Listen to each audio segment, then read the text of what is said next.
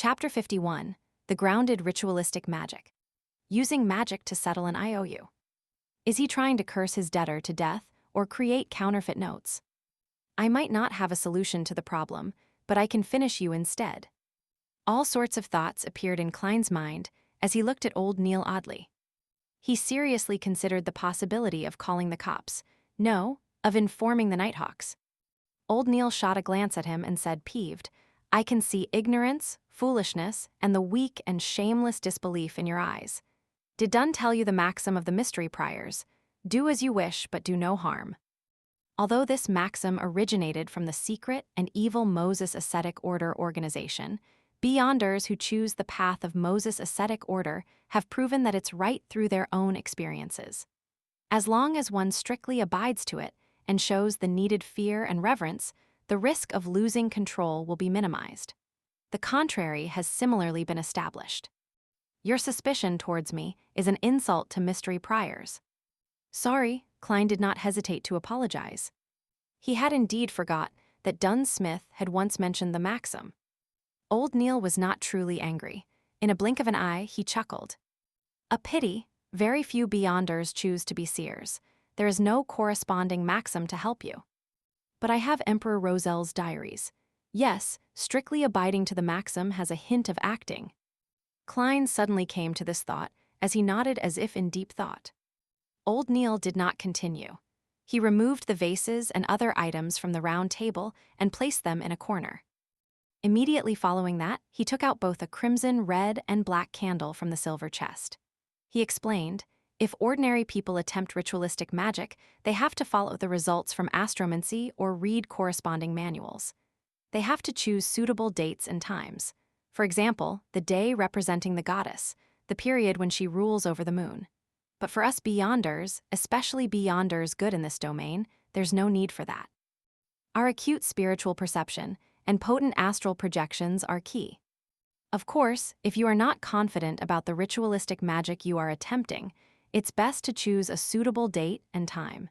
It can increase the probability of success.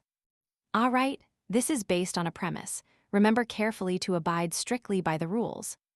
Old Neil placed 2 candles and turned to the side and looked at Klein, saying very solemnly, low-sequence Beyonders are not strong enough. Almost all the ritualistic magic they can perform are the seeking of external powers and help. Therefore, you can only consider orthodox divinities like the goddess or the Lord of Storms. Absolutely do not attempt to communicate with the unknown or unpredictable existences. Even if people believe in them or the promises recorded are filled with enticements. Believe me, don't take any chances. As long as you attempt once, you will go down a slippery slope into the abyss with no return. Any work or resistance will only slow it down with no way to change the trajectory. I'll remember, Klein said in a deep voice. However, he felt a little afraid. My luck enhancement ritual has apparently sought power from an unknown and unpredictable existence. Furthermore, I have gained powers capable of pulling people into the fog that even a senior Beyonder like the Hanged Man finds unbelievable. Well, at least I think he is a senior Beyonder. Thankfully, I haven't gone mad or have any signs of losing control. While worrying over this, he proactively changed the subject. So, Nighthawk should seek the help of the goddess. No one will stop you if you pray to the Lord of Storms. However, we are unable to tell from our ritualistic magic whether he replies with malicious intent or not. The outcome will be distorted in unpredictable ways. Old Neil successfully made Klein give up the idea in a joking manner. There was no so-called best, only necessary.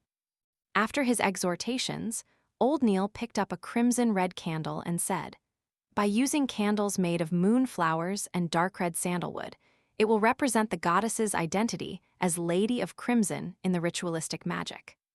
He pointed to the black candles and said, candles made of night vanilla and slumber flowers represent the night.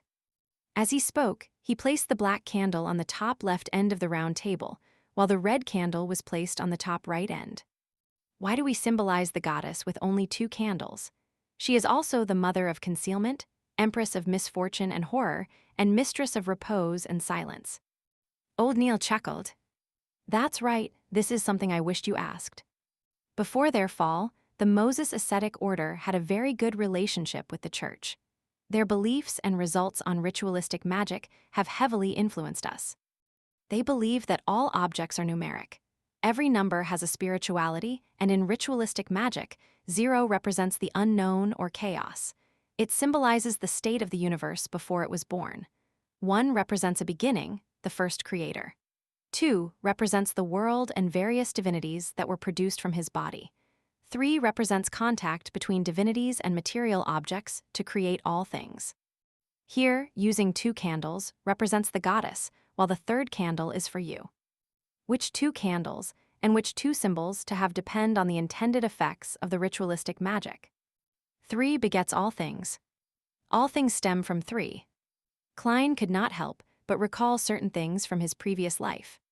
Seeing Klein listen attentively, old Neil took a 3rd candle and said, "This is the candle representing me. It's a very ordinary candle which only has a little bit of mint added. Take note that plants like roses, lemons, mint, moonflower, night vanilla, and slumber flower are beloved and cherished by the goddess." Viewing it from another angle, the 3 candles represent the bodies, spiritualities, and godhood of every person. After finishing the description, old Neil placed the 3rd candle in the middle of the round table. He then took out a bottle of concocted, full moon essence oil, a huge cauldron engraved with the dark sacred emblem, a silver knife with gorgeous patterns, a cup of water, and a saucer of coarse salt. To beyonders who are not good at ritualistic magic, there is a need for bells, crystal balls, silver cups, incense, or other supplementary items. However, mystery priors and seers have no need for that. These artifacts are already sufficient. Old Neil placed the fake goatskin parchment with the IOU just below the cauldron and used a special quill to hold down one corner. He turned to Klein and said, "Ritualistic magic needs a clean spiritual environment where you will not be disturbed, and that requires us to create it. The steps are to first enter cogitation. Focus your mind and with the supplementary items, draw out our strength and construct it around us. For example, Ray Bieber's house had used Holy Night powder while I'll be using a ritual silver dagger. Throughout the entire process, we have to go according to the outcome we desire to confirm the symbolism and corresponding incantation. Incantations are best done in Hermes because ancient Hermes stemmed from nature. It's akin to ancient Dragonese and ancient Elvish. The effects are very direct, lacking the necessary concealment and protection. It easily causes the caster to fall into danger. This is also why it has been modified. However, it's more effective.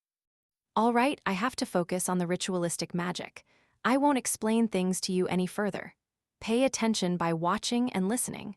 Remember any problems and ask me when everything is done."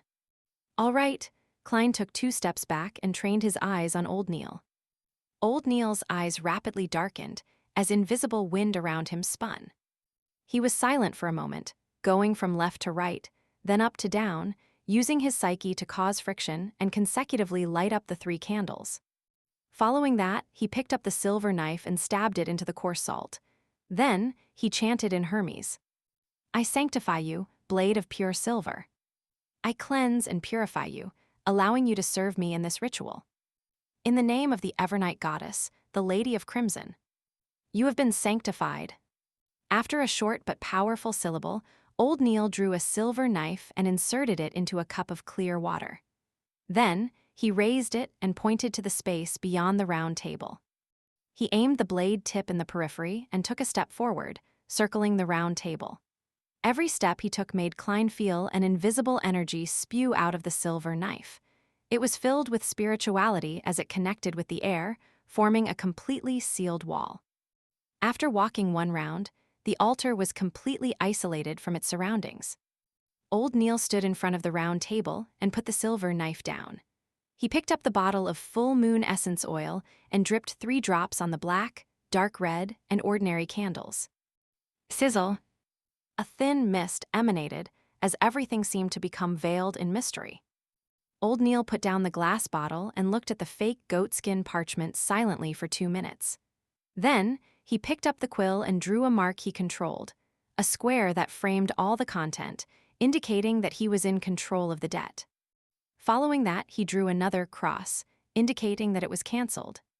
Upon reaching this step, he picked up the parchment with one hand and tapped his glabella with the other to activate his spirit vision. Another invisible and exuberant energy bloomed as old Neil whispered a chant. I pray for the power of the dark night. I pray for the power of the crimson. I pray for the goddess's loving grace. Please provide me with the funds to pay this IOU. Night vanilla, an herb that belongs to the red moon, please bestow your powers to my incantation. Moonflower, an herb that belongs to the red moon, please bestow your powers to my incantation. Klein was completely flabbergasted listening from the side. All sorts of thoughts arose in him. Such an incantation can work. Although it was recited from written Hermes. Isn't this way too simple and down to earth? Wouldn't the goddess be angry and multiply the debt severalfold? At that moment, the candlelight lit up suddenly. After old Neil finished his incantation, he closed his eyes for 2 minutes. He picked up the full moon essence oil and dripped 1 drop onto each of the 3 candles. Immediately following that, he grabbed the parchment and pulled it close to the candle representing me. When it ignited, he immediately threw it into the cauldron. Old Neil closed his eyes again, as he seemed to sense the burning of the IOU. He opened his eyes after a moment and looked toward the black sacred emblem on the cauldron. The parchment was already completely incinerated. Praise the lady. Old Neil tapped his chest in 4 spots, forming the shape of the crimson moon. Then, he extinguished the candles in the opposite order as he lit them. After finishing everything, he used the silver knife to rip apart the invisible wall around him. A huge wind stirred immediately as old Neil heaved a sigh of relief. It's done. That's it, Klein asked in a daze. Has the IOU been settled? How? I don't know either. Anyways, it will be settled in a reasonable manner, said old Neil with a smile as he threw up his hands. This. Klein was unsure what expression or words to use as a response. Isn't this a little unreliable? This is a Taoism saying.